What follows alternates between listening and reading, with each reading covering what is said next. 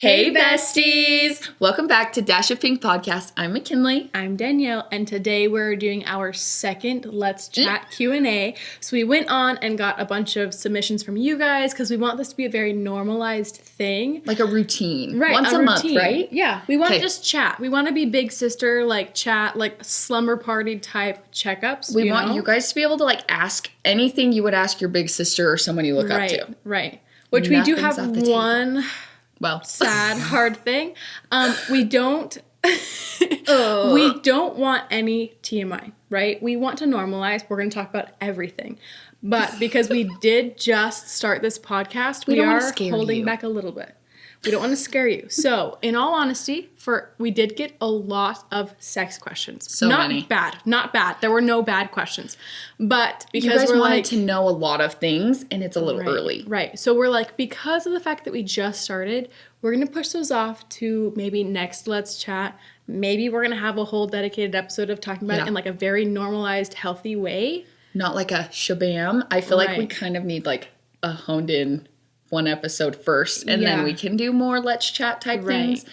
But we don't want to like all of a sudden fire off. So for all people who submitted questions about that kind of stuff, we will be okay talking about that. We're just trying to hold back a little bit because we talk about that. We talk about everything and anything. Open conversation. It's a very open conversation, right? We're just trying to rein back for a little bit longer so we don't scare anybody away. We're still in the talking phase, you guys. Yes, we're not that serious We're yet. newly dating. Come on. We're not to that level. I'm so sorry. We're not to that level of intimacy yet that we can just like fire off the questions. Take us out to dinner. Like, yeah, seriously. Take us to dinner, maybe a movie I like first. Sushi. We should get sushi. Can we do that for dinner tonight? Ty would be so down. Okay, we're doing sushi for dinner tonight. We're doing sushi. I'm kind of hungry now. McKinley's telling us stories.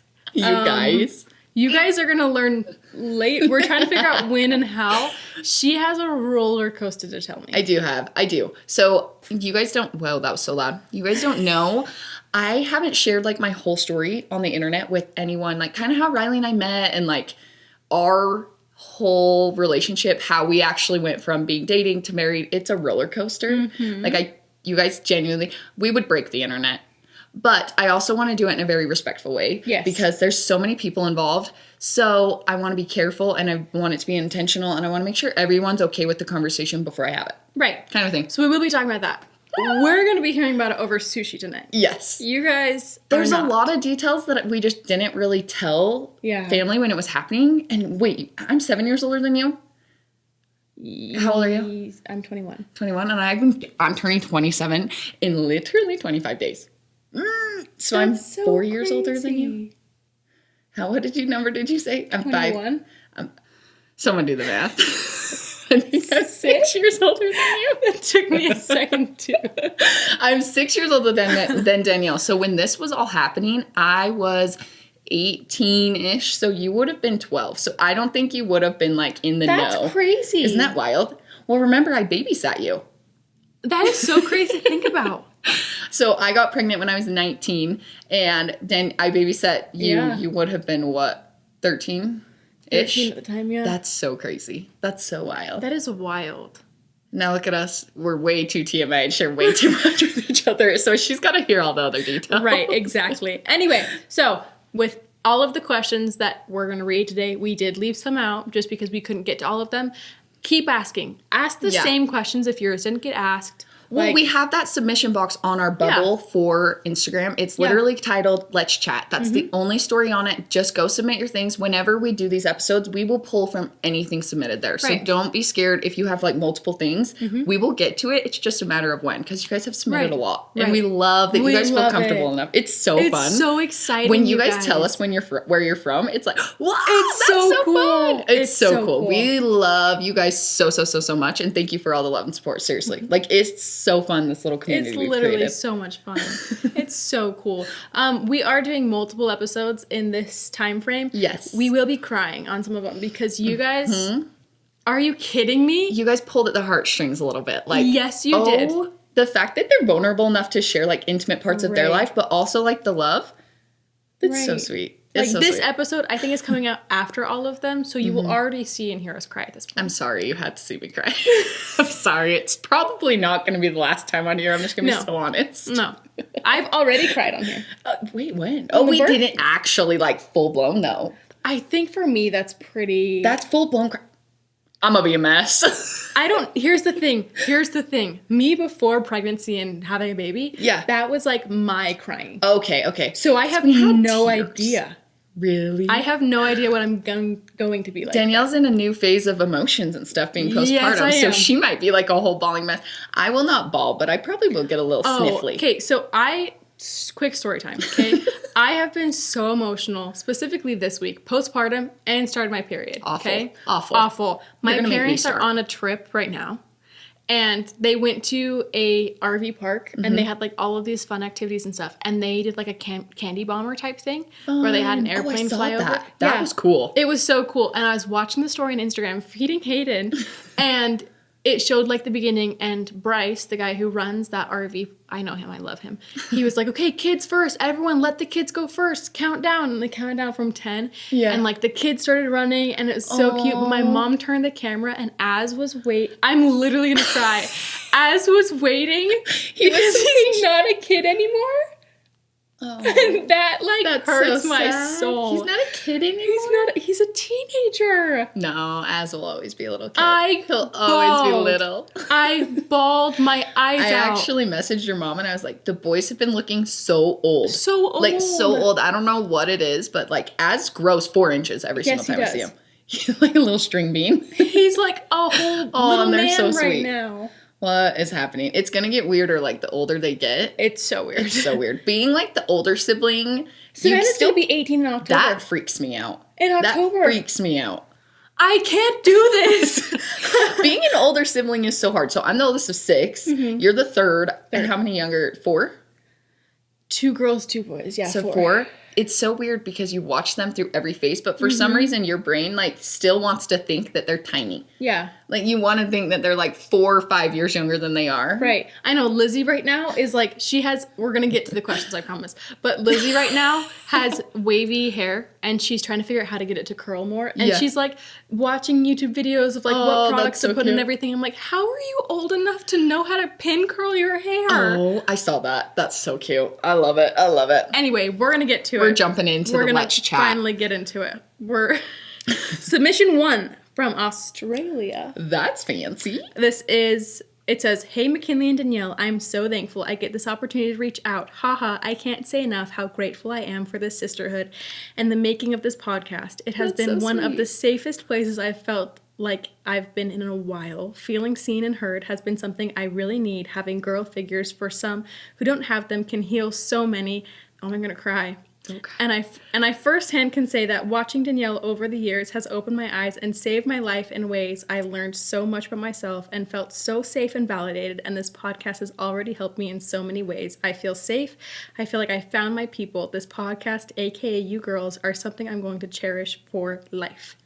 You have mentioned a few times about your experience with anxiety. As someone who has had it chronically my whole life, learning and finding out I'm not alone in this has helped me miraculously, so I was hoping maybe you could share some of your stories of your toughest moments and what you'll do to manage it. First of all, that was so sweet. That was so sweet. Oh, we're glad that this can be a safe space. We have a community. Yay. That was the plan this whole time. We needed community to see that like you guys needed community. Right. Just so it brings it full circle. But to anxiety. Some of the stories. I've had many a panic attacks in my life. My panic attacks, I actually don't remember a whole ton of panic attacks as I was younger. I feel like I didn't realize I had full-blown anxiety until I became a mother and was like, whoa, that is what this has been my whole life. Kind of just realizing this is anxiety. I didn't know. So now I'm aware, like, when I need to take a step away and take, like, some deep breaths and kind of, like, calm down and get my head out of the frenzy. Right. I've had lots. And I think when I was younger, I didn't really allow myself to feel emotion and feeling. And so when I had anxiety, it was so, like, all of a sudden, didn't know. But I never told anyone because Savannah was, like, the anxious person in my family. And I was like, that's her thing. Yeah, you kind of gave her her space. She would wave at the window every time my mom left. Oh, that's sad. I do remember there was one time when I was little where I was like, but what if my mom doesn't come back? Oh. Full-blown panic attack in the basement by myself. Really? Full-blown. Okay, I'm remembering some panic attacks after that. I thought my house was burning down when I was babysitting. That was fun. Oh, yeah, that's great. It's hard as you're getting older. You don't know what you're feeling when you're that little. You just feel scared. Right. Because anxiety it does feel scary and fearful, and your heart is pounding, and it shows in different ways for different people. Right. But for myself, it's kind of like my chest tightens. Why did I do that? Yes. Why did I'm sorry for all people just listening. This is why you guys need to watch us on YouTube. I got so close to the microphone. Anyways, I feel like my chest tightens and like my heart is racing so fast. Can't get enough air. You can't get enough air, but there's so many thoughts going. You can't For me, it's loud. Your brain is so loud. Yeah. So what I have tried to realize is I need to focus on what is real and what is happening. The truth. That's what I do. Yes, the truth. I go through truths. Yes, I am in my room. I can take a deep breath. Sometimes, if my heart is beating really fast, I'll just put my hand on my chest because sometimes it's not beating as fast as you think it's beating. Yeah. Sometimes. Sometimes it is. I don't know. What is your experience with that? How do you calm down? I try to talk to myself as if I'm somebody else. It's kind of hard because a lot of the time that turns into just me hyperventilating and saying, it's okay, it's okay, it's okay. But what I have learned is I go over truths of, if I'm having anxiety about, say, I don't know. Say you're having anxiety about going, on a drive. Say you're having anxiety about, I'll just say my anxiety. I was having anxiety a little bit about driving down here because I live about 3 hours away. And I was like, what if something happens to me and I'm not with my family? Right. That was my anxiety. Okay, yeah. So, some truths there would be I hold myself because I realize contact is important, even if it's yourself. So I do palms to skin. Oh, I like if that. I need to take my shirt off, I will hug my back if I need to, because palms to skin I found is so healing. Yes. I don't know why. So palms to skin, and then I will say truth. So in that situation would be, I'm a good driver. I know I'm a good driver. I've been driving. I've never been in a wreck like that before. I've never been in a wreck like that before. It happens rarely. I'm a good driver. I can avoid situations. And then if I were concerned that something happened at my house when I wasn't with my kids, I would say, I can get a plane. Yes. I can get there so fast. There are ways of transportation that will get me there. My husband's with my kids. There's family that's so close to my kids that can be there in seconds. So you go through truths. If I'm having anxiety about something at home, if I'm having anxiety about all of the work, let's say I have a bunch of things I have to get done, then I'll go through truths of, okay, I'm in my house. What did I do today? I drank water. I ate food. I had a snack. I took care of myself. I'm sitting on my bed. I have time. I have this many hours until the end of the day. I'm going to prioritize one thing because in all truth and honesty, that's probably all that's going to happen. Oh, yeah. So I guess that's my biggest advice is contact, whether it's with somebody else or just with yourself. Put yourself in a situation that's not overstimulating. I found I'd have to put myself in a dark room so I couldn't look at anything. I just had to focus internally. So go somewhere that's not overstimulating. If you need to, go in a cold shower because that kind of forces you to focus on yourself because you're cold. I will not be doing a cold shower. I only do that if I'm hyperventilating so bad that I can't calm down because it kind of shocks your body into reset a little bit. Yeah. So that makes sense. Put yourself in a situation that's not overstimulating, whether that's lay in bed, cover your head with the sheets, whatever you need, stare at your ceiling, put yourself in a closet, in the bathroom. I'm going to interrupt you. Yeah. This might sound weird, but sometimes changing my clothes. Putting a dress, even just showering and calming down, changing my clothes so I'm wearing something different and then planning, what's the next step? Right. What are we going to do? If I'm overwhelmed on everything that I have to do, make a list. What is the number one thing? Say we're having a hard day with the kids. All right, what needs to happen? My kids need dinner, we need to bath, and we need to go to bed. Those are the only 3 things that matter in this world to get done. Prioritize. What if I can't cook dinner? Let's go get dinner. Just make a plan and check it off slowly. Right. Just calm your brain down. You need dinner. Yes. So how is that going to happen? So the truth of my kids need to go to bed. What do I need to get that happen? The truth is, I need to make it to school tomorrow at a certain time. What do I need to do to prepare? I need to be at an airport. I need all of those things. Those are the truths of what needs to happen. So build up from there. Don't add everything on. No, and a lot of times, like, this takes practice. So, like, you have to figure out what works for you, but you will find, okay, if I say I need to take a deep breath, that will get you calm in your breath, and then you can do the next step. Yeah. Again, one of the biggest things that helps me is acting like I'm talking to someone else, because you're going to want to help someone else find the safest, quickest way to feel better, right? Do it in the mirror. Do it in the mirror. Do it to yourself. Talk to yourself like you're, again, everything's okay. Calm down. Just take a breath. One more breath. Okay, another breath. Just like deep breaths. Yes. One more. You're doing great. Like, tell yourself that you're doing good, because it's scary. It is scary. Also, I never really knew anxiety was a real thing, so I kind of thought it was fake. If you are experiencing these things, it is so real, and it's okay. Like, try to follow these steps. Like, you're going to be okay, I promise. Right. Even though it feels so scary. It does. Okay, you can read this one. Question 2 is Katie from Arizona. I'm just here to say, as a mom of 4 who thinks she's young but is actually 32, I love your podcast. I may have a husband that is in my neighborhood. Wait, whoa. That's in my neighborhood. He lives in I my may neighborhood. have a husband that is my high school sweetheart, but being a mom is so lonely.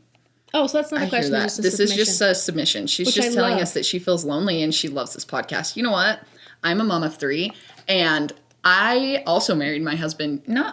I did marry my husband young. I don't know if you married young, but it can be lonely to feel like you're in the same phase, lonely. which is why we started this. So I'm glad you're here. I'm glad this helps you. Here. Okay, submission 3. Now it says submissions. Now it's submissions. Okay, we're not doing questions yet. Skylar from Norwich, New York. How to deal with fake friends and bullying. This is good. This is so good. I had a lot of fake friends. Fake friends is hard. It's very hard. Something to keep in mind is everyone is dealing with something. So maybe they're being fake because they don't know how to be themselves. Right. Like, kind of change the narrative a little bit. Yeah. But protect yourself. My mom told me something really good. So if you're watching on YouTube, if not, I'll explain it. My mom told me there's friends that you can keep at arm's length, which is your arm all the way straight. If those are the fake ones, keep them close. And there's only a few people that you need to let, like, any closer. Yeah. Like, you can choose how much you let people into your life. Yeah. That was, like, always a good reminder for me to visually be like, okay, this is a friend I need to keep at arm's length. Other friends I can bring a little closer just to protect yourself. Because at the end of the day, you need to protect yourself. Yeah. I personally feel like, because I had to figure this out, decide what you want in relationships. Do you want someone that you just go and complain to every 2 seconds? I had a friend like that, and then I turned into the one she was complaining about, right? Yeah. So I didn't want that. Do you want someone that you can just go and talk drama about every 2 seconds?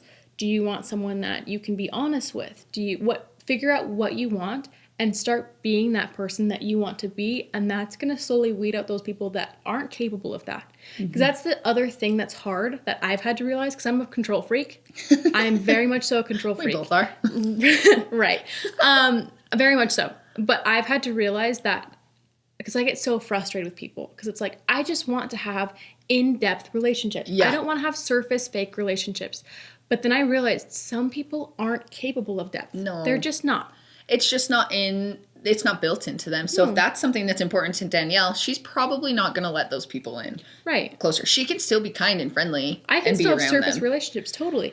But when I need to have a conversation with someone in depth, I'm going to go to those friends that I have in-depth conversations with. Yes. And that I have that depth of a relationship with. So again, figure out what you want and then start being that person, because you can feed into those fake friends by also being a fake friend. Oh, which 100%. is so easy to mirror other people. Especially if they're not filling, I personally believe every relationship fills a different cup. So if they're not filling the right cup for you, probably you're being a little bit fake trying to make that friendship work too. Right. Maybe not in the same way, but some part of you isn't being completely honest about what you want with friendship. To the bullying part of that, tell someone. Tell someone. Just open up to someone. A friend, if it's another friend, your mom and dad, an aunt, an uncle, a safe adult. Again, I think it's important to also realize everyone's going through something. Yes. So why are they being to you like that? Like, is that? Being like that to you. Thank you. Thank you. A lot of times people project what they're feeling onto others. So maybe they're just really struggling. Kill them with kindness. Even though that's I'm the a petty hardest thing ever. person, so that's very hard for me to do. I will try at least once, and then as soon as I try, I'm like, okay, screw you. I'm not a great over. example. I am not. I am a people pleaser at heart, so I might not be the best See, that's person. the thing is, I love to death. I will die for other people like who are in my life. Mm-hmm. But the second it's like, fool me once, I'm done. Yeah. Like, I'm sorry. I will leave room for us to work things out. As long as that's going both ways. As long as it's going both ways. But I can't. And so maybe I'm not the best example because I did have bullies where it was like, great, screw you. We're done. I'm done. I literally cannot feel any like, oh, I bet they have like goodness. And I really struggle. You know what, though? I think at a point you have to protect your own peace and you have to protect yourself. I think it's okay to be like, they're probably going through something, but don't use that as an excuse either. Yeah, and that's the hard thing is when I'm protecting myself, it comes off very bratty. Like, I get to a point where it's like, great, you spread that rumor about me and my husband that happened recently. And then I said, okay, you're done. You don't get anything. I'm going to have a conversation with my husband and see if he's comfortable around you. If not, you will not be seeing or talking to him anymore. You'll not be seeing or talking to me. You don't get to meet my baby. Like, it's so fast because I care more about my close people than someone else that I could have a relationship with that is screwing me over 2 seconds. Does that make sense? Well, yeah, and it's hard because it's like, it's not that your love is lost for them. You're going to mourn that relationship just as much. It's the fact that you don't want to be hurt again. And if they're willing to do something, they're probably going to push that boundary even more. And I'm so sorry you're going through that. Right, and that's another thing that I have noticed, and I've had to tell myself that this is okay. When I have crazy fall aparts with people, I say crazy because I've had them. Like the friendship breakups where it's so painful, I have to mourn them and go through my anger phase where I hate their guts if I ever even want to possibly have a relationship with them again. Yeah, that makes sense. So I have to go through hating them so bad that I would literally be like, you are dirt. Like, they don't matter to you. They don't matter. It's because then from that point I can say, okay, now that you're at rock bottom, you can't disappoint me anymore. So let's just go up. Yes. I think that's healthy. I'm not, well, to a point. You know what I mean? To a point. Right. Okay. Submission 4. How long have you been a YouTuber? Negative. I tried for 0.4 seconds. How long have you been on social media? I have been on social media.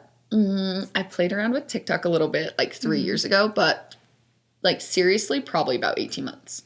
I think I've been on YouTube it'll be 10 years in August. That's crazy. 10 years in August. That's what? It's a decade, right? A decade. A decade. That's insane. As far as YouTube goes, I tried for a minute. Not my thing, but I'm going to be better. We're going to try it. We're going to try it. I love it. In a different way. I love it. It's so fun. Submission 5. I hate the long ones. I was recently diagnosed with autism and ADHD. I also have PTSD that's made worse in crowded spaces. Totally makes sense. I've almost passed out at the Seattle airport a few times. I'm in the process of maybe getting a service dog, but I'm also worrying and feeling self-conscious once I take my dog into public places. I'm surprised I feel this way because I already changed my insulin pump for diabetes out in public. I'm wondering if you both would have any suggestions, not all related to service dogs, but how to deal with feeling self-conscious about anything. Oh, that's hard. That is very hard because I'm very self-conscious. I'm the most self-conscious I've ever been in my life right now. Really? Yep, after having a baby. Okay. Well, I mean, that makes sense because there's a lot of changes happening. Yeah. So many changes. My biggest advice to you, this might not even be advice, would be no one is looking. You are more worried than anyone else in that room is. They're probably not even paying attention to you. And if they are looking at your service dog, they're probably like, oh, look how cute. I would. Like, my kids love service dogs. I know you're not supposed to, like, go up to them and whatever, but my kids are always like, look, a puppy. Like, look. I think, I really just think, own it. Right. Like, that service dog is going to help you. Lean into that. Let that be your safe space. Right. One thing that helps me, and maybe this is a little bit delusional, I look at other people and think, and I try to, like, imagine them, like, they're self-conscious. Yes. Because then it's like, if you talk to someone at, like, the checkout counter, and it's like, how are you doing? How's your day? And they talk to you, and you act as if it's, like, they're feeling self-conscious. I'm going to try to make their day feel better. Maybe that's a little bit, like, high and mighty. Yeah. But, like, that actually helps me hold my head up higher, thinking, like, they're self-conscious. They're looking at me saying, because that's how we all are as people. Yes. Oh, I wish I looked like that. Oh, I wish I had a service dog. Oh, I wish I would be able to say something and say hi. Right. All those things. That makes total most sense. of the time people are self-conscious because that's how we are as people. So It's just look human around. nature. Yeah, look around and know everyone else here is self-conscious too. I'm going to hold my head up high and I'm going to talk to someone if I get a chance. Or I'm going to try to show them that you don't need to feel self-conscious in a space like this. And yeah. My little delusion hack is whenever I feel like people are like looking at me or like giving weird looks, I always smile and wave. I know that's probably so weird, but I was like, hi. You do what? I look right back. You don't do anything. Danielle, like stone cold. It depends. She's It depends. If they look like they're just like looking, whatever, if they're glaring at me, I will glare right back. I'm like, great. Now we're having a competition. Like, let's go. Staring contest, 1, 2, 3, go. Here's the thing. I'm also an influencer. So I like leave the house like knowing that there's a chance I'm going to see someone who watches videos. Yes. So in public, I try to be like bright and happy. I don't try to bring my issues with me like out because I'm like, I might have a chance to meet someone today. Oh, for sure. But if there's someone glaring at me across the room, it's like, you've got a problem with me. I'm going to show you. Mirror. Mirror it. Yeah, Maybe that's bad too. I don't think it's a bad thing at all. I'm a people pleaser. You know this. You know that I'm going to be like, hey, even though I feel uncomfortable. No, I think smiling and waving is good. Smile and wave. Or if not, just smile and... I also sometimes when I'm self-conscious, this, again, is kind of... I get a little bit cocky if I can tell that someone's like judging me because you can tell. Start strutting. I will strut. I love it. It's like, hey, we all do. We all do a little. Right. I'm like, oh, you think I'm worth the time of judging? Watch this. Like, sometimes a little fake it till you make it is the way to go. Like, kind of turn it on in your brain. Be like, I am the most confident person with my service dog walking through this store. Right. Well, story time really quick. Oh, no. I was in Target the other day and I felt self-conscious because I was wearing shorts. You could see my stretch marks. I hate my stretch marks. I hate them. They're not even that bad. I know, but they're like really in my own head, they are. Right? Well, it's hard because it's not what you're used to, and your body has had so many changes, and this is a visible change that you're seeing. Anyway, so I was in Target wearing shorts, totally felt uncomfortable. So I was like, you know what? I'm gonna act like I don't. So I'm walking around with like my head high. I'm like walking to the beat of the music. She's got her feel hips good. swaying. Totally in Target with like a case of Sprite and baby teething medicine. And, I like, love it. Strutting out the door. And then later that night, I noticed like Ty was like, "You look good today." And I was like, "Thank you." You're like, oh, interesting. Really? Do glad I? you noticed. So anyway, I guess fake it till you make it is the best. I think that's a good policy. Fake it till you make it and kill with kindness. Right. I like that. Okay. So I always get the short ones. Submission 6 is Jaden from California. What is your favorite part of doing the podcast? Honestly, the community. It's so fun to hear like your guys' thoughts on it. Yes. And like you guys will DM us, you guys will send us messages and comment. Fun. It's so fun. I can't wait till we meet you guys in person, like together. That will be so fun. That'll be so fun. That would be so fun. So if you ever see us in public, come say hi. Let us know. Submission 7 is from Serenity. First period story. I hope that's not weird. Really quick. We are planning on doing full episode about period. Again, we're just kind of reining back a little bit. We don't want to scare you yet. We don't want to scare you. We gotta keep you guys here. This is a good place. Right. So we can give a quick little. Okay. I started my period when I was 15, 16. Mm-hmm. I started my period a month after Allie had her first period. Oh, man. A month after. So you were like kind of... Did you know that she'd started? So like, was it kind of fresh on your mind? Yeah, my family like is very open about periods. We went downstairs and told my whole family the second we started our periods. Like the first time, I love that. When Savannah started her period, she was like, "Dad, get the camera." It was so cute. It was so cute. She's like, "I'm a woman. I have something to tell you guys," because like my parents celebrated when we got our periods. That's awesome. They were so excited because they're like, "You're taking a step." It is, yeah, people shame people for all the time. Which is so You dumb. always hear dads be like, "It's Shark Week." No, my dad would be like, "If you're craving anything, I will go to the store right now and get it." We always knew, because my dad said, when my mom was having babies, he said, if any woman, when they're pregnant or on their period, ever says they need anything, I will 100% always do that. And he always does. If I were to call him, when I was pregnant, if I were to call him, I don't think I ever did because I never really craved anything when I was pregnant. But if I were to call him and say, "Hey, I'm craving this," he would leave his house and go buy that for me in minutes. I love that. Anyway, so I started like a month after Allie. And I don't really think I haven't been like a highly like hormonal person. It wasn't really much different other than the fact that it's like I'm on my period. Yeah, yeah.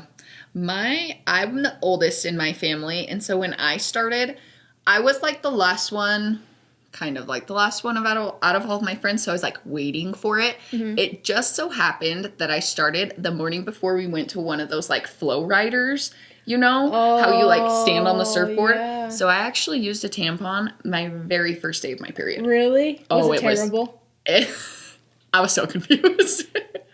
Was it like painful? I remember the first time I wore a tampon. It was painful. It was painful, but it was more like, what is happening? Like, am I doing this right? Like, it took a hot minute to figure it out. My mom was like on the other side of the bathroom, like trying to tell me, and I was like, I don't know if I'm doing this right. Right. See, my family was so comfortable at this point to where mom was like, I can show you if you need. Not in like a That's weird what my way, mom said like, too. I can show you if you need. And I was like, I'm going to figure it out not because I was uncomfortable, but because I was so independent that I was like, no, I don't need help. But my mom said the same thing, and I was like, I want to do it so that I know how to do it. Right, Not because like I didn't want her to help me. It was more like, I need to know how to do this because this is my thing for the rest of my life. Yeah. But I will say, because I used a tampon the first time, it was like, I never really just used pads. I think I used tampons the second time I started my period, and I was never really scared of them. Yeah, I've never been scared of them, but I know a lot of people like refuse. I use a cup now. Oh, really? I love it. Which, side note, I know you just said you like never use pads. Have you tried the honey pot pads? What's a honey pot? Isn't the honey bucket? Never mind. It's like, is it the same brand? No. No, what are the honey pot That's pads? like a feminine care brand. Okay. I use like a washed from them. Yeah. Which is my favorite thing ever. Okay, I might need it. No. Well, I don't know what honey pot is. I'll show you. Send me a link. We'll go to the store.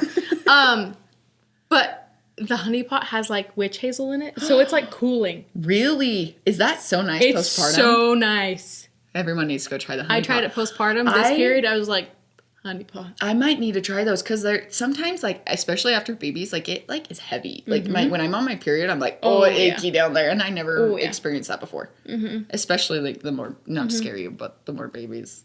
Ooh. Right. I know. But like that was like going to the bathroom for a little bit. Every once in a while, it was like everything just fell out. No. Oh, you're like, what's happening? Right. Weird. Okay, Emily from Vermont says, how did birth affect your life? Ooh. Like the birth of our children, my life changed the moment that I had my first child.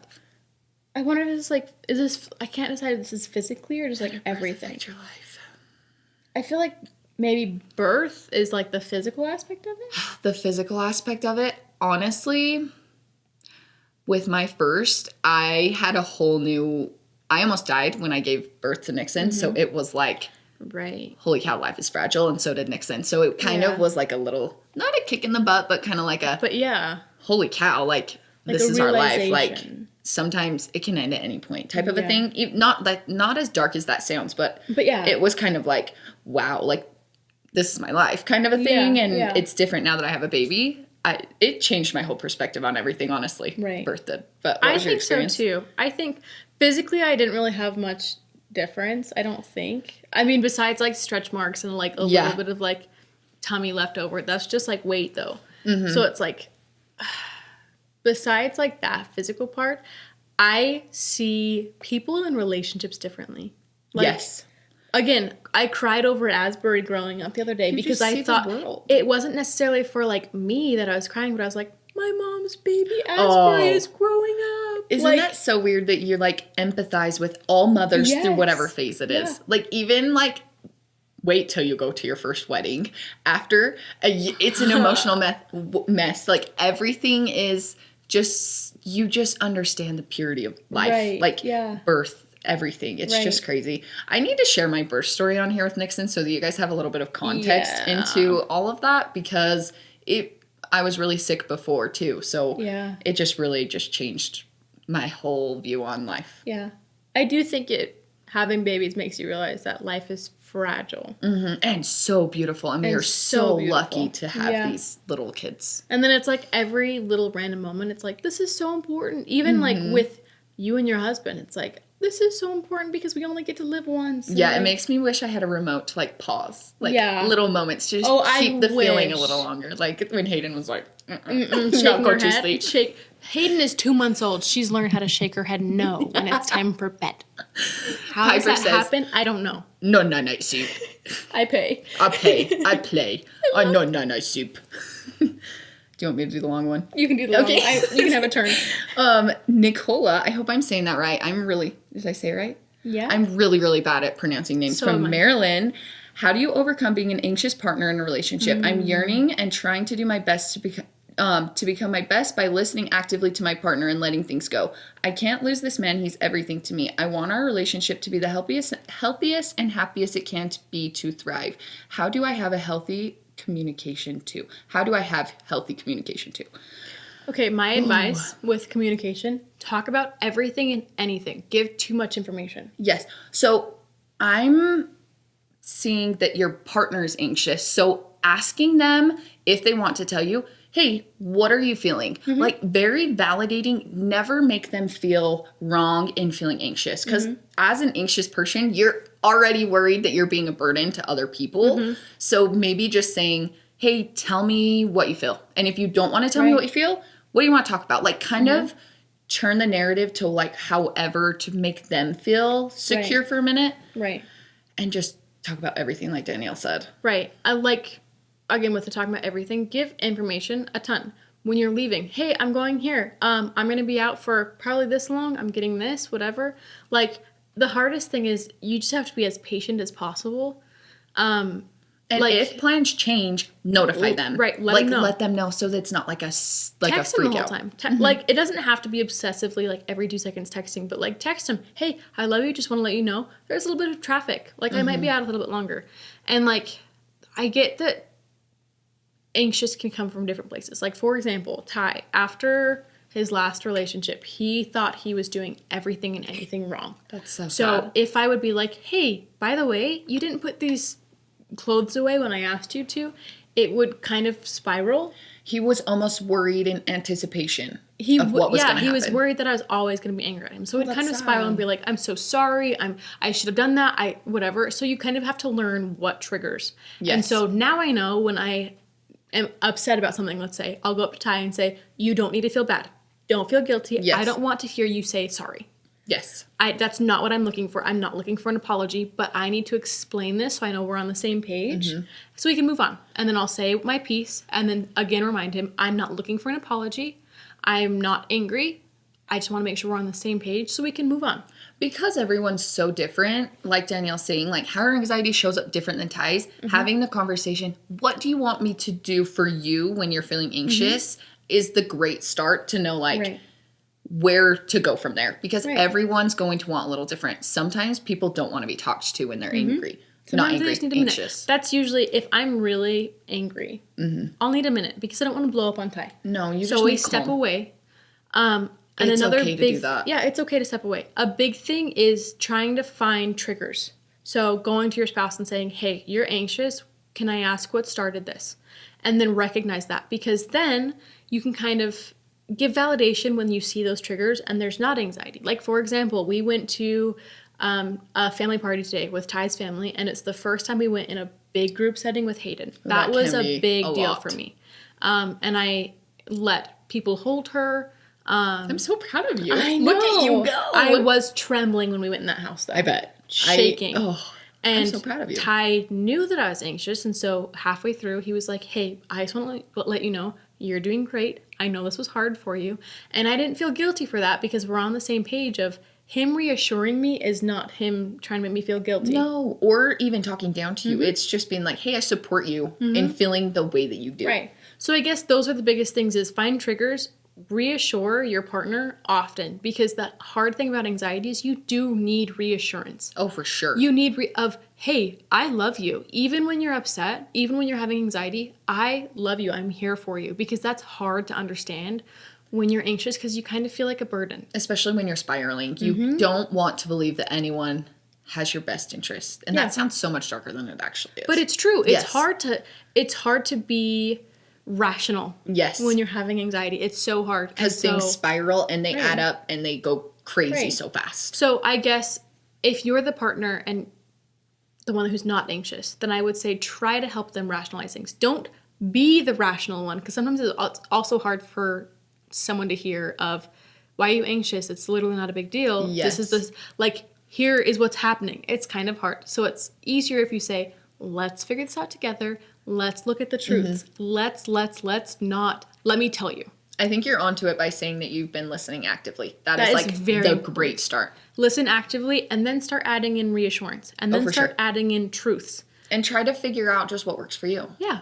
You got this. You got this. You got this. You started with the most important and validating thing, and that's listening. That is the most validating thing you can do for someone who's anxious. And the most helpful. Because a lot of times you just need to get it out. Lots of times we will send like 10, 15-minute Marco Polos just to each other. Get it out. Like just whatever we're feeling, just to get it out. Sometimes we respond and talk about it. Sometimes we just listen and skip along. Right. Submission 10, Caitlin from Missouri. I would like a story time on Ty's ex-girlfriend and Danielle's psycho ex-friend. If it's not too much to ask. Very curious, would like more tea to be spilled, please. Buckle up. Right. I'm ready. I'll give it quick. Before I say anything, back to what I was saying before of I am a very screw me over and you are dirt to me, right? I have lately tried to come to the realization, less with the ex-friend, she can suck my toe. I did not think you were going to say she makes me so angry still. No, I would not say I've never heard someone say suck my toe. Because it's the dumbest insult. Yeah, I hear that. Like, I feel like I'd be so offended if someone was like, suck my toe. Like, gross out, obviously. Like, anyway. The ex-girlfriend, I kind of have a little bit more sympathy for. Because looking back on messages, because it was insane, you can just see how much she was hurting internally, and she was trying to put that on someone else. She was projecting. So, which is hard. Right. And so, like, with Ty, it was anytime he did anything, she was a very anxious partner. Very anxious. So when he was going out and doing stuff, she would assume he's going out and hanging out with girls. Oh, that's And so hard. it was like, you're going to find someone who's better than me, all of these things. And her insecurities were showing. Yeah. And she was very, like, she based her worth off of Ty wanting her. And so once he got to a point where it was like, we're not together, I don't want you, she would text him, like, really, like, suicide text, like that she was gonna take care of that something. was her nightmare. That was scary for her. So because her worth was on Ty, and so as soon as he was like, I'm going and dating other people, this is not happening anymore, her whole world crumbled. So she went fight or flight, manipulated, there's not really a story time to it because there's so much of just manipulation that happened, and they were like 16, 17 years old. So they're also young and So there's not really a story time with that. It's just there was a lot of manipulation from someone who just didn't know how to love herself. She wanted to be seen, and I wish there was a way that could have been done at the time to help her, but she wasn't in the position of being able to feel seen. You know, oftentimes I have a hard time believing that you can love someone when you don't even love yourself. So those lines just kind of get crossed, and there is crossfire when that happens, and it can get ugly when someone doesn't see their own worth and puts it into a relationship. You see that all the time. Yeah. So, like, she would say things that was like, if you stay with me, I'll give you this. If you do this, and it was just draining for Ty because he was always having to reassure her in a negative, toxic way. In a way that was like, I can't keep doing this when you like when I say that you look beautiful and you argue with me about it. No, that's and hard. Like you tell me that I'm a lie. Like it was just a lot. So again, there's not really a story time with that. The ex-friend though, I was best friends with this girl since I was 4 years old. 4 years old. I think we talked about this slightly. Again, I'm going to give quick because I'm not going to give all the dirty little details because you'll know who she is because my dirty details would point you to her social media Instagram account. We're not trying to give her away here. Right. And before anyone says she's not a YouTuber, I do have a crazy ex-YouTuber friend. I'm not going to share that story though.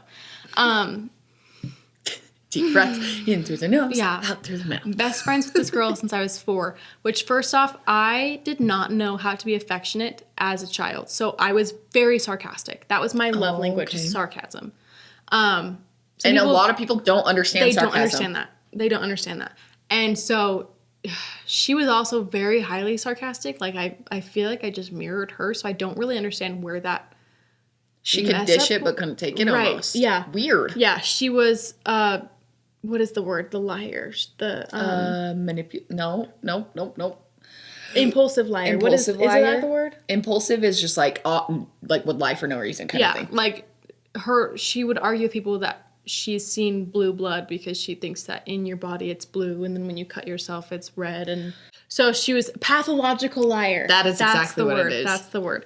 Anyway, and I'm not entirely sure about this. This is just what I assume, because she started getting weird once I was on YouTube and we started going viral.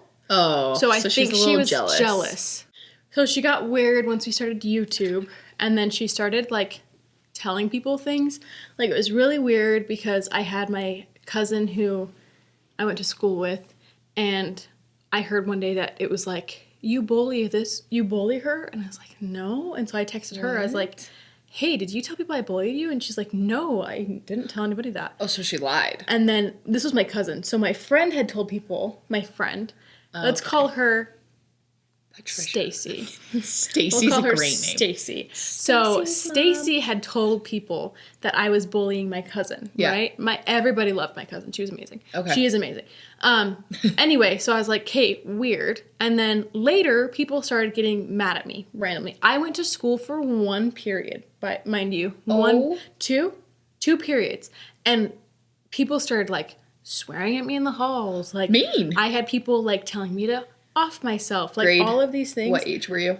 8th grade. Oh, that's a hard age. 8th grade. Yeah, I was struggling. Anyway, and actually, no, backtrack. This is when it started, okay? We were in the halls during a choir concert, practice, whatever. And me and my friends were like messing around, as friends do. Yeah. And the guy that she liked walked down the hall. And I so quietly went, hey, Stacy likes you, like that quiet. She, softball player, slams her hand into my face so hard. Oh, no. Like, I saw stars. No. And she had her fingers covering my nose and my mouth, so I couldn't breathe. Yeah. And my friend goes, she's going to bite you. She's going to bite you. She's going to bite you. Oh, and she's kept it there? She kept it there. She was holding me against her chest. Oh. So I was like, I'm going to bite her. And my friend kept saying, she's going to bite you. She's going to bite you. And so she literally turns my head so she's in my ear and goes, do it. I dare you. And I went, bet. So I bit her hand, okay? It wasn't very hard. It was not very hard. And then just she goes, to get her off. Just enough to get her off. She presses her hand harder into my mouth. I can't breathe. I cannot breathe. What? Cannot breathe. Seeing stars. Cannot breathe. This still makes me so mad. I'm Can't shocked. breathe. She pushes her hand further into my mouth. I had lines from her nails later and goes, I can't even feel that. So I'm going to pass out. So I bite her hand harder and hang on until she lets go. She lets go, realizes there's a blood blister there. Okay? Oh, no. It hadn't broken skin. Oh, no. Okay? Realizes there's a blood blister there. And then laughs and she's like, it's fine. I don't even feel it. Then goes and finds all of her popular friends because she was a climber. She was like a social climber. I was like, a climber? What do you mean? No, she was a social climber. She had all of the popular friends because she wanted to be popular. Mm-hmm. So she goes and finds all of her popular friends and starts fake crying and says, look, she bit me and she's bullied me since we were 4 years old. Wait, starts telling all of her popular friends that I bullied her since we were 4 years old because I was about to pass out in the hall. Oh my gosh. Because I had to bite her out of self-defense so I wouldn't pass out. Here's and then... Why was her hand on your mouth for that long? Right. That's so gross. And my friend had warned her. And she had like clammy, sweaty hands. It was really gross. Ew. My friend had warned her over and over. She's going to bite you. That's the worst part of it is that someone else was like, she's going to bite you. She's going to bite you. And then she told me to bite her harder, pressed her hand into my face. Ooh, so I literally had no other choice. And so I was like, bet. I could have bit her skin off. You should have. I didn't. You had full reason to because her hand was on your mouth. Right. But still, I was like, this is my friend. I'm not going to do that. Oh, but for sure. I can't breathe. Cannot breathe. And it wasn't even like you were going into it with malicious intent. Mm-hmm. If she would have like covered your mouth and been like, oh, sorry, I didn't mean to hit you that hard, it would have been a different situation. It's just, Wow, that's a lot. Yeah, yeah. I don't have any stories like that. Then she started going around telling people that I bullied her since we were 4. She made sure to take pictures of her hand. Mind you, it was gone by the end of the night. Oh, no. It was gone by the end of the night. So I had people telling me to kill myself. I had people telling me that I was a terrible person. That's like so all of mean. these things. It was so bad. And then it just like She I had created like an no army friends. against you. Yeah, she did. That's so awful. Yeah. Never be that girl. And when I confronted her, she lied every time. I confronted her multiple times and was like, hey, are you telling people that I bully you? She's like, no, I would never do that. I believed her. I stayed her friend for a while. What? Okay, wait. I'm so confused why no one else was questioning why her hand was on your mouth. Right? I'm so confused It's why like people I are didn't like, grab her hand Yeah, you're and like, bite it. what? That is bizarre. And if people thought I bullied her, why didn't they like confront me about it? And be like, hey, stop being a bully or stand up for her rather than bullying you back. Mm-hmm.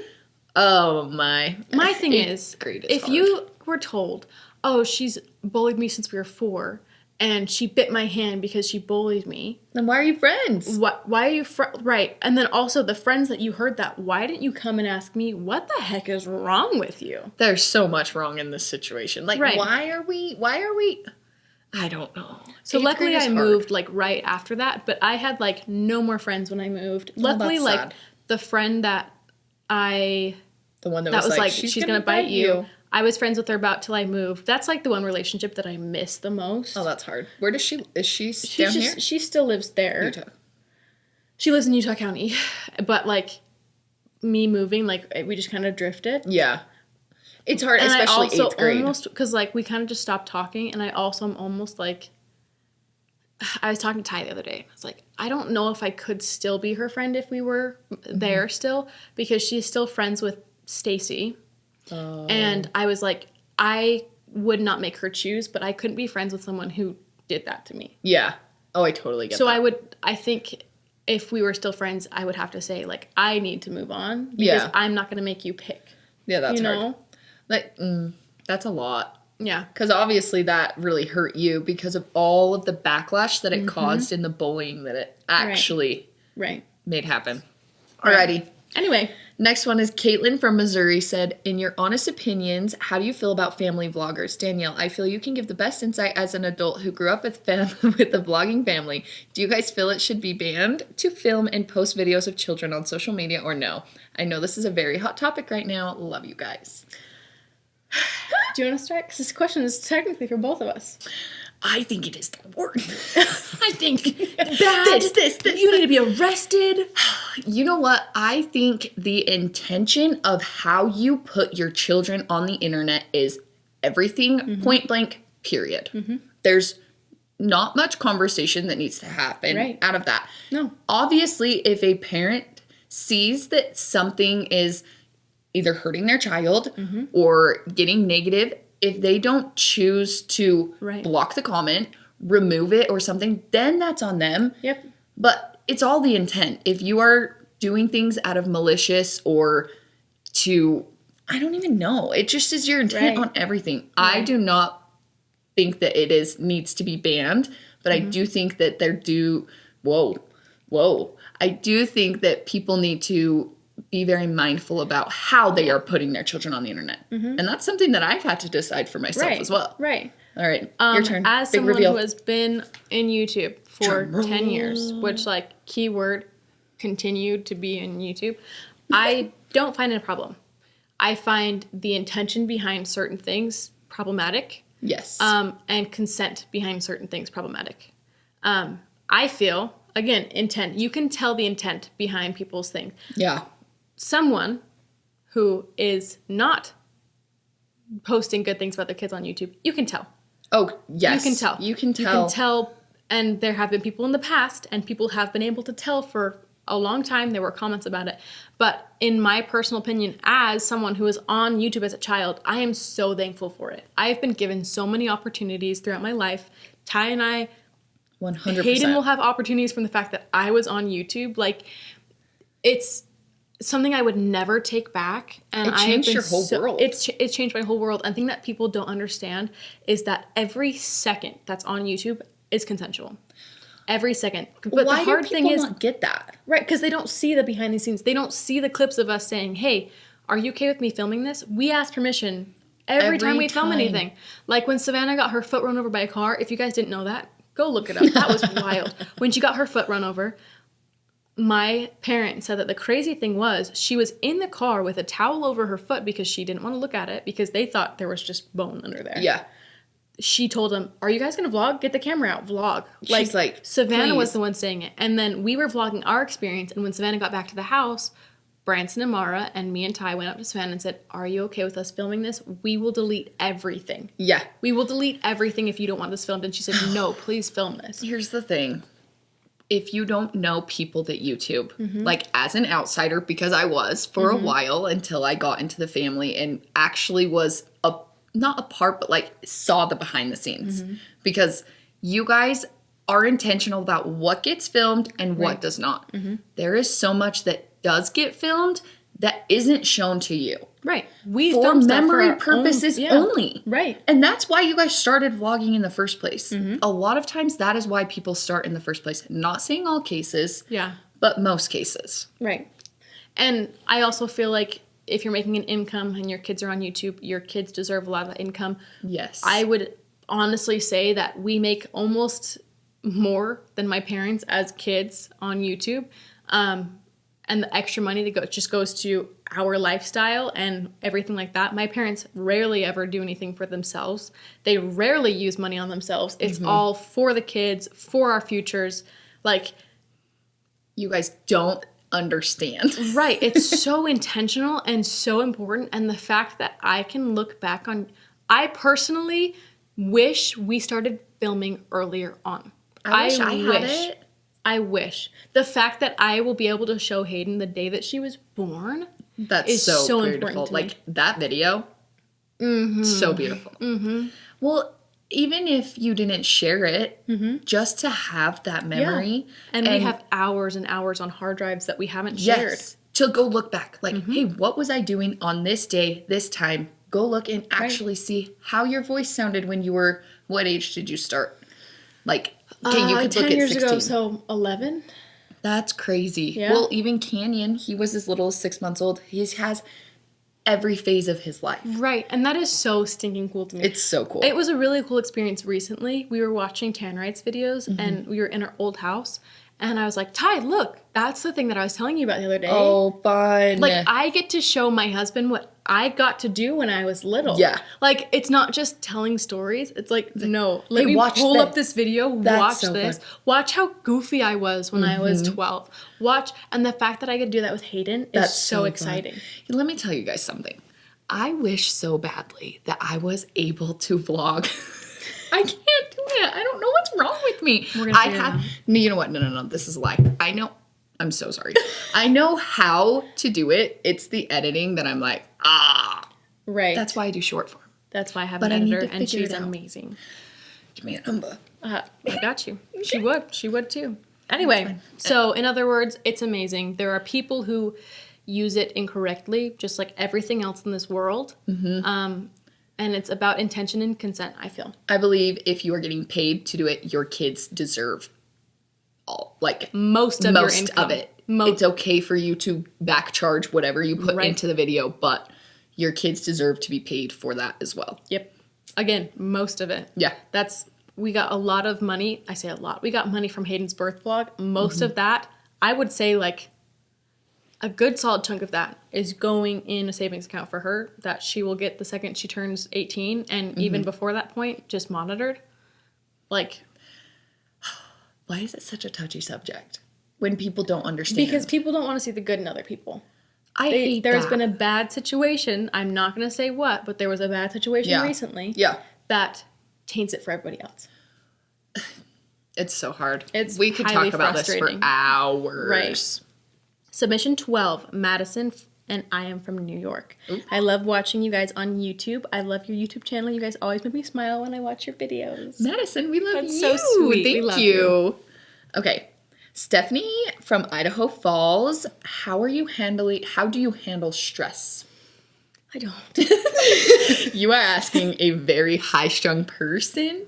Are you a high strung person? Yes, and a control freak, like Yeah. majorly.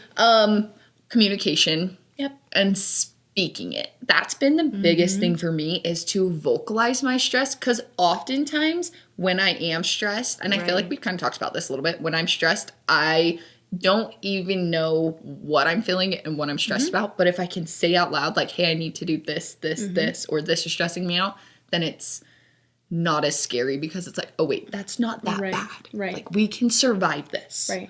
I would say the biggest thing that's helped me, I should say the biggest thing that's helped me is prioritizing specific things. Yes. Because I'm the type of person where I wake up and I'm like, 40 things need to happen today. And it's like one of those things could be washing the tires on the car, where it's really not important at all. That is so me. It's like not important at all. I could say like I have to wipe down the light switches in the house, and if it doesn't happen, then my whole world's gonna crumble. Yeah. And then I just need to sit down and say, hold on. Hayden has a doctor's appointment. What's more important, getting to the doctor's appointment on time or washing the tires? You know, so I feel prioritizing is the best way for me to handle stress. Even if that's saying I need to prioritize going and laying on a tanning bed for 7 minutes, because that's for me.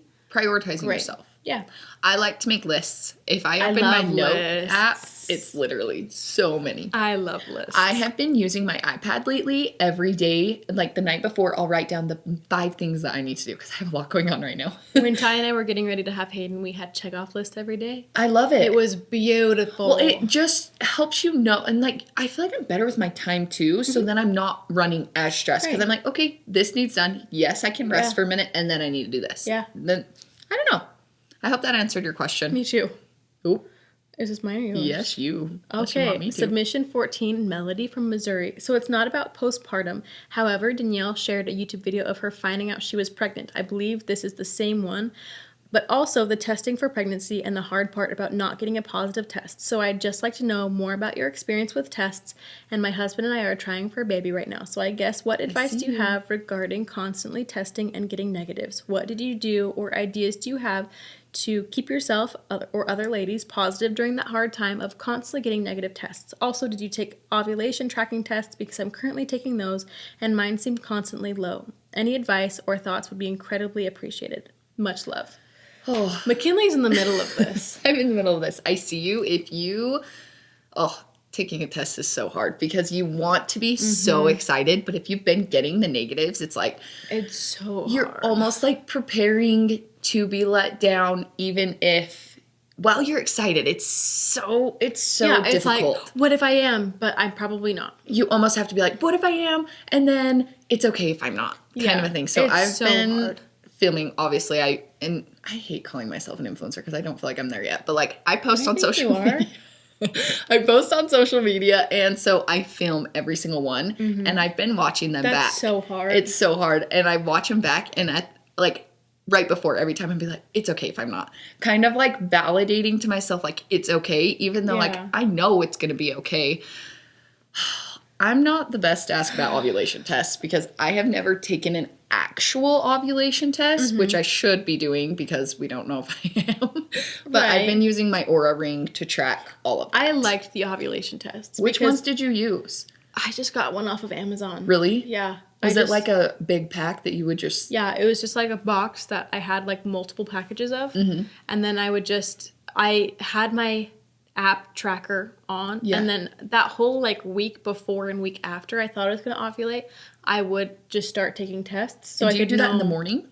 Okay. Yeah. My biggest thing that helped me, and I say help because it's just a very hard situation and all, was I just, every time we got a negative test, I would say, I get 1 extra month of just me and Ty. Or if I'm with like this next baby, not for a minute, but I get to then say, well, I get another extra month with just our little family. That is how I've had to spend someone it else. right now. I've had to be like, I get to spend this time with my 3 babies, because I have 3 beautiful babies, and how lucky am I to have 3 babies? So I think trying to take a positive spin in a time that's really hard, because it's on your mind all the time. Constantly on your mind. And I don't know about you guys, but honestly, there's a lot of times that I'm like, wait, like, should we be trying for the baby? Like, do we want another one? Almost like questioning what I want. You have more time to overthink it. Yes, it's so hard. And it's seriously in the back of your mind all of the time. And I personally feel so guilty, like,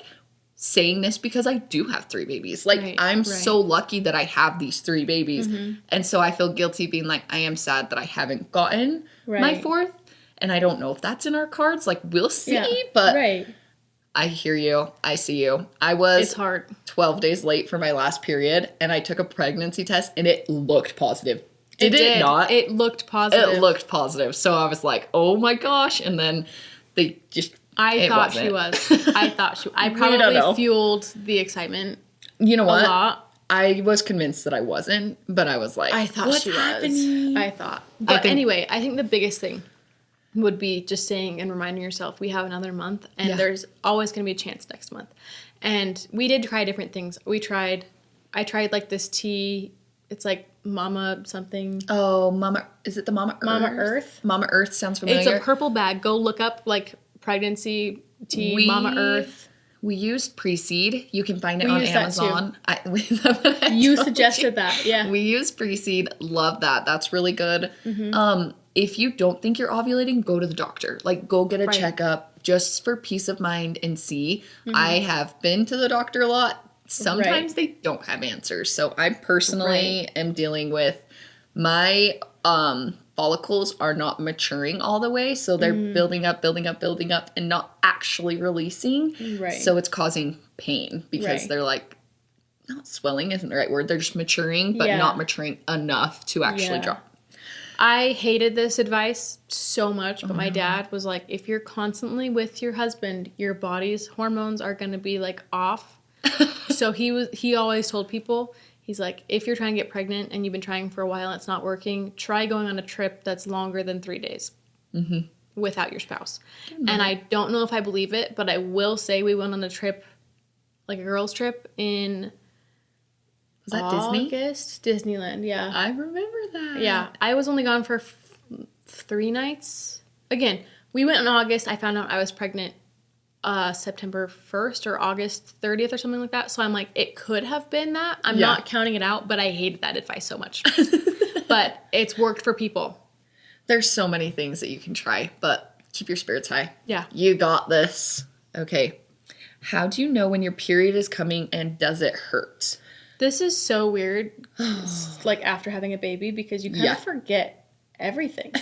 Like I was so emotional this week before, and like kind of, I don't get highly hormonal, so I was like a little bit grumpy, and like my back hurt so bad, and I was like, I'm just tired, and I slept in so much, and I was exhausted, and then my period started, and I was like, how did I not know? You're like, what? Okay, wait, you said that this is since having a baby. I feel like I'm like that every single month.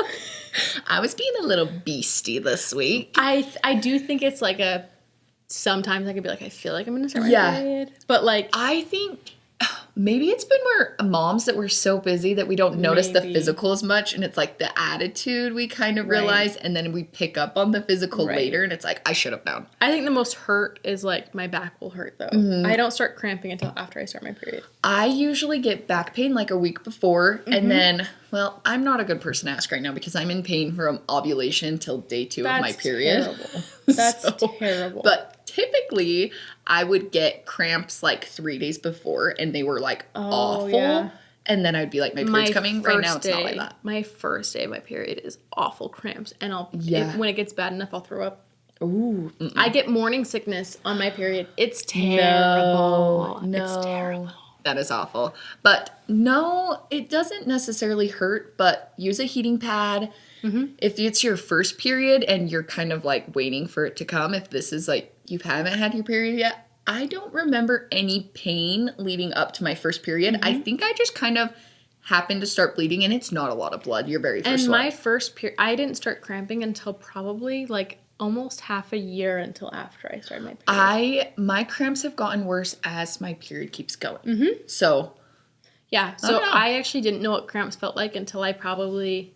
Like, I couldn't recognize what cramps were. Yeah. Till probably about, like, 7 months after starting my period for the first time. I will say the most pain that I felt, like, when I was a teenager was hormone headaches. I got the worst migraines, the worst hormone headaches, and I would always want to take extra naps, like, 2-3 days before Like my right period. here? Yes, and mine Currently would be have my those. temple a little bit. Yeah. Oh, I'm just run like more headache prone. So. Yeah, no, I literally actively have a hormone headache. I've been taking meds like all day. Midol. I never tried Midol until literally like a few months ago. Riley was like, let me go eat Midol. I was like, what's Midol? And he's like, I don't know. My mom used to take it. You're like, I don't. And I'm what like, is you that? coming from All Brothers? Okay. Right. Submission 16. What's the first thing you guys realized was similar, same when you met each other? Oh, the first thing we realized was the same. Intention, like the need for intentional. Yes. I feel like. We were both seeking intentional relationships and living. Like, we wanted every aspect of our life to have a meaning and a purpose. Like, there's no time as a mom, as like a human, to be fake and Right. beat around the bush. Like, let's just be real. Have a real conversation. Right. That's where you guys came from, actually. The this need whole for podcast. community and just everything intentional. That's probably I feel. like the more recent version of us. Right. I don't remember when we first met. We didn't really connect no. until like this year. No, the first time we kind of connected was Great Wolf Lodge before you started trying to have a baby? I don't remember. Okay. That was like the Yeah. first time, and then No. we went to your house and you told us in the pool that you were trying for a baby. Yeah. That's the first time that we got like super close. And then it kind of has just spiraled from there. Right. I don't really think there was anything like boom, but I feel like what got us to start talking as much as we have been was like the want for community and intentional everything. We kind of just realized we were in the same place mentally in life, kind of a thing. Yeah. Yeah. Okay, was it hard coming up with a name for the podcast? Yeah. Yes. We asked ChatGPT. My dad said we should do. We had literally, you guys, we had a list of, I kid you not, 50 different names. So many We names. narrowed it down to like 10, and then we asked like all of our family. When we finally narrowed it down to 5, we were like, what are your thoughts on these? And we took all of that information and then decided on Dash of Pink. What was the one my dad kept saying?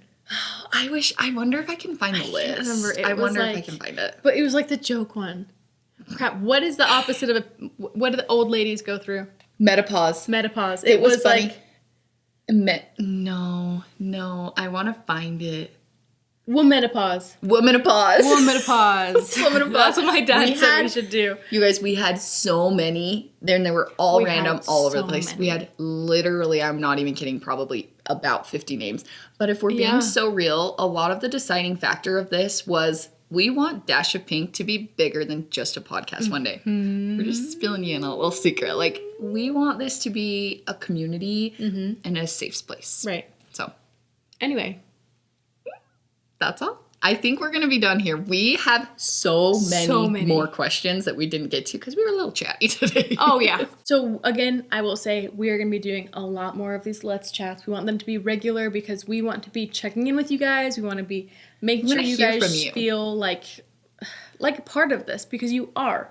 This wouldn't be a thing without you guys writing in and asking but answering our question boxes. Like, we love having you guys involved just as much as us because it makes the real community. Right. So you can find the what is it called? The highlight bubbles. The highlight bubble are on Instagram that lead to the forms, but for the specific ones, it'll be in the descriptions on YouTube and also on the podcast platform. Right.